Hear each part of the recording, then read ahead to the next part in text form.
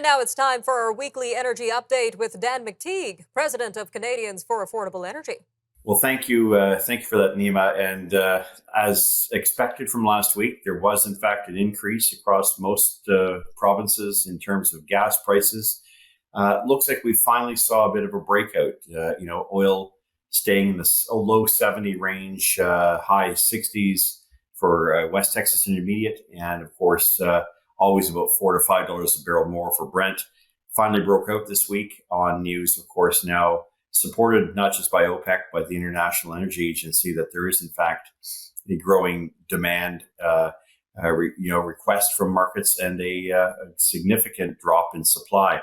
It looks like Russia has made good on its commitment to drop its production to meet the OPEC plus quota by 500,000 barrels of production a day. So this is really starting to catch up with the market. And although there are still many nervous Nellies out there who still think that interest rates, as important as that is, especially in the United States, will have a dampening effect on demand.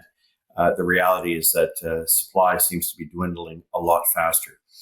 So we live in a bit of a parallel universe in which we have traders, energy traders, who really aren't energy traders, but in fact speculators and using AI and all sorts of interesting concepts to come up with gas pricing strategies as far as investments. We also see banks hedging. So a lot of folks that have money in there have used their oil assets, sold those off to improve their balance sheets after what we saw a couple of months ago in the United States with the spate of dodgy institutions who put a lot of money in other places, including ESG, and have now been burnt for it. So we're now seeing a bit of a change in markets. And what that really means is that for the next week or two, heading towards the midterm of summer, we're going to see prices maybe go up a little bit, but they're going to level off. And I don't see oil moving much past $78 a barrel for WTI and 85, 86 for Brent, at least until the first week of August, at which point I think we can start to expect we're going to see activity from pipelines, refineries switching over, and of course hurricane season, which much to the disappointment of climate alarmists really hasn't been a big deal up until now. And so, but nevertheless, we will have a season. We will see that kind of weather, usually between mid-August all the way into the end of October. What that means is that right across Canada, starting with British Columbia, look for Vancouver prices to remain where they are in the 191 to 194 range. The rest of British Columbia looking more between $1.69 to $1.74, depending where you are in Kelowna, Kamloops, Penticton, those places. Prince George up at 163, remaining there, not budging at all. As for Alberta, again, cheapest prices, mostly because not because they have refineries there, because they have a lot of oil, but in fact the lowest taxes in Canada. Look for those prices to remain, range bound within the $1.33 low end, $1.39 at the high end. That's only because gas stations tend to really fool around with their retail margins. Same for Saskatchewan and Manitoba, remaining in the 157 range. 155 range for Saskatchewan, Ontario. Your 162.9, which we said would happen last week, look for that to come down a little bit, maybe to 160.9. So a savings of about 2 cents a liter. Same for Montreal, Quebec City, and Quebec. Look for those prices to range at about $1.70.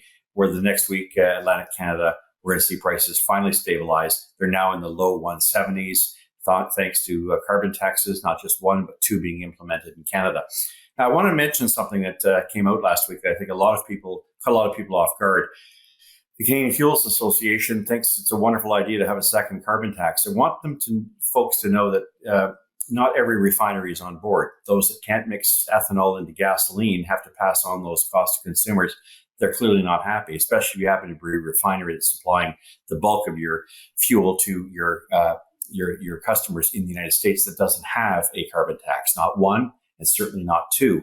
So it puts some refiners at an advantage, others at a disadvantage.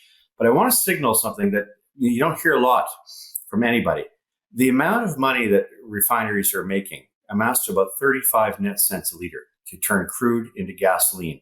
And so I think it's nice to have some refineries come out and say, hey, love the second carbon tax. We don't care that you're going to have to pay for it.